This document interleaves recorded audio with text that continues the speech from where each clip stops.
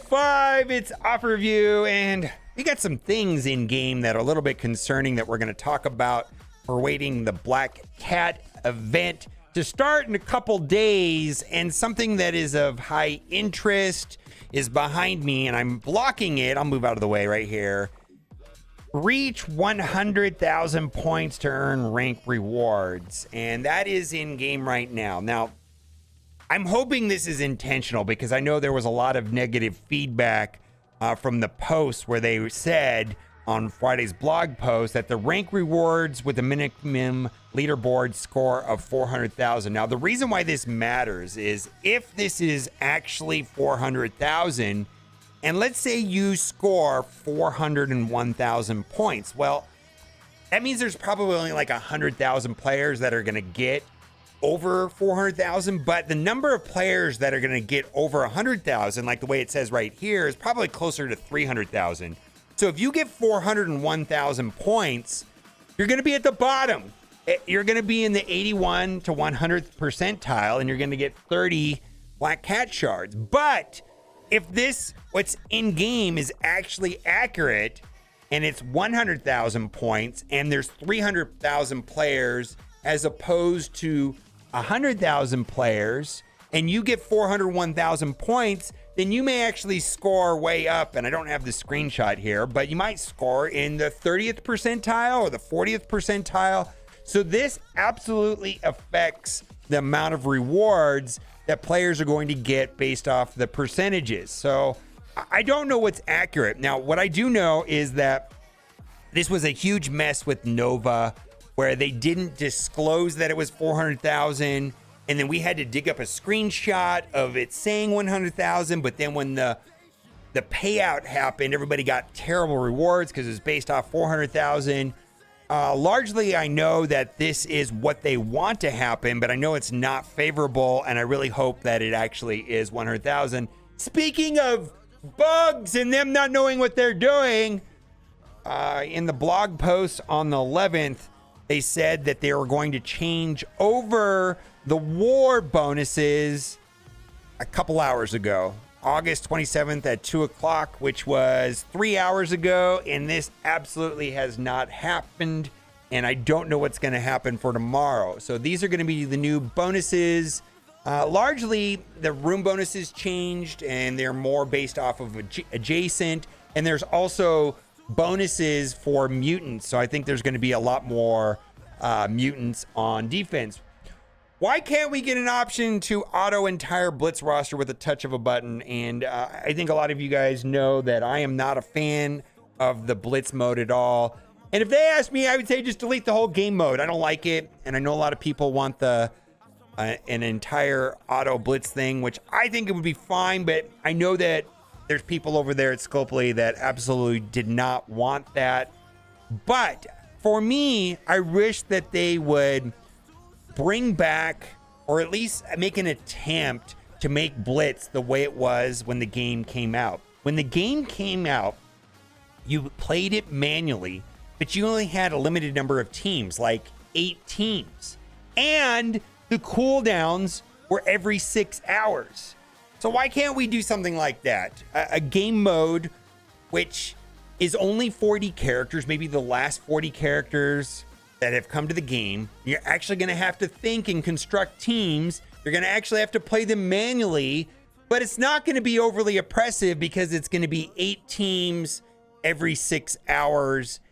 Actually, we require thinking, actually require gameplay, and it would go back to the original attention of the Blitz. But frankly, I just wish they would delete the game mode. I hate it. I don't like the way that Blitz is at all. Right now, we have 10 times dark promotion credits. So if you have red stars, I think this is the best time. I only open basic red stars when we have 10x. They ruined the best event, and I don't have a good answer for this.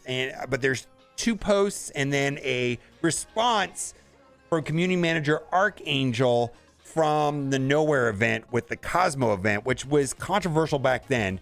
Look at this. They lowered the number of frags you earn from each node, and they cut the time in half. Used to be that you could get 5 stars. You pushed with these events. Now you won't even get 4 stars. But this is a real screw you to everyone. Used to get 4 orbs a day, spending 450 refreshes. Now you get 3 and have to get one of the hundreds for the stupid Wed Series guys. You barely get any frags. What a horrible change. And this is a response. I don't know if I entirely agree with this, but I just wanted to read it. Anyways, 2 things in my view that make this view. They had wait 12 months ago, but not today. The new tunes at 3 stars are effective as older ones at 5 stars because of power creep. Maybe, I guess. I don't know. They really have improved the farm rally cadence between post-release milestones, shards, bumps, and battle passes following immediately after release. I do think that's true. Take a look at your star ranks today for any released tunes versus how long it took to get Agatha 5 stars. Well, I don't think Agatha is a good example because Heartless Doctor Strange was the event campaign character. Agatha was like a Blitz character. And also, they screwed us on Agatha and Icarus. And I think it's almost unforgivable what they did with Agatha and Icarus. And I really, really, really hope they're not doing the same thing with Kang because it's outrageous. I don't know why they would have to do that to the player base. The segment of players that are mostly funding this game outright buy the characters to 7 stars very quickly. And by stretching it out for over a year like they did with Agatha and hopefully not Kang, just penalizes the rest of the community. And I think that's garbage. All right. So in response to this, and this was from the Cosmo event. So this is Archangel and this is on Discord, but this goes back to the 23rd. And this is the conversations about this event campaign because event campaign characters traditionally have been the most player-friendly way of releasing characters, and I don't feel like it's as good as it once was. I will try to say what I can say on this subject. 2 weeks was too long for an ECM event. I agree with that as a player. Like most players, I like the result of ECM, but after the first 3 days, it became a mindless farm. So lowering it to 1 week makes sense in terms of overall time.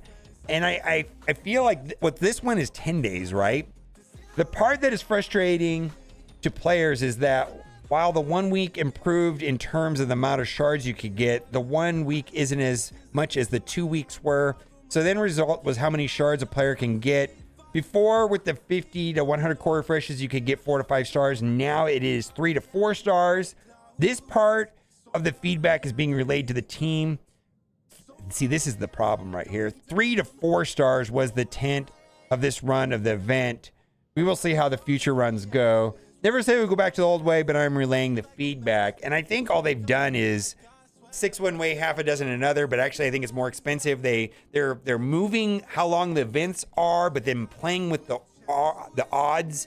But what they're doing is this. They really only want us to get 3 or 4 stars. I mean, it's like they know that 3 times 4 is 12, but so is 2 times 6. But maybe you feel better about the number 2 times 6. The total is still 12, right? They're just playing with the numbers, the length of the events. They're just playing with the drop rates. But because they're targeting the intent to be 3 to 4 stars, when it definitely used to be 4 to 5 stars before. So there you have it. Best characters to farm. So I just came back with a few years of not playing, and I want to have some advice on what characters I focus on, where to spend my energy credits on. Thanks in advance. Now, largely, I feel like the answer is depends on the alliance, and my suggestion is to get an alliance with similar type players where you have similar goals and you're trying to do the same thing, and they are going to be doing certain types of raids. And so focusing on what your alliance wants you to do for raids, I think would be the top priority if I was coming back to the game, as well as what I do in the arena. So I think arena would be a good place to focus, and whatever's working in the arena for you to progress as far as possible. But also raids are very important. She-Hulk to 6 stars. Is She-Hulk worth taking to 6 red stars? To me, the answer is yes. For me, right now, with what's happening with the red star system, they're definitely they're making gold promotion credits more available. And for me, I'm looking at my Cosmic Crucible teams, and I'm trying to take every character that I use in Cosmic Crucible to 6 red stars if I have the yellow stars. The problem is really coming down to yellow stars, at least on newer characters. Also, I just got to give credit to where credit's due. The ISO 8 campaign update. I don't know if you've noticed it in game, but this is well received. This is a big deal. I've been a big fan of this. Now let's get to some offers. This is kind of garbage in my opinion. You get 75 character shards for $35. 2 of the characters are relatively new. Agatha's very old. So for me, this would be like a 25% chance of just throwing $35 down the toilet to Ultimus Food. And Absorbing Man is currently like node farmable, so I'm able to get a couple shards a day just by doing the event campaign. And this right here is also leads to this idea that they're making 7 stars just a lot easier to get. This is $20 for equal chances on these 4 characters for a 7-star character. And I just don't remember having the ability to outright buy a 7-star for $20. Unfortunately for me, I think I have 2 of the characters already at 7, so that again would not be the best deal for me.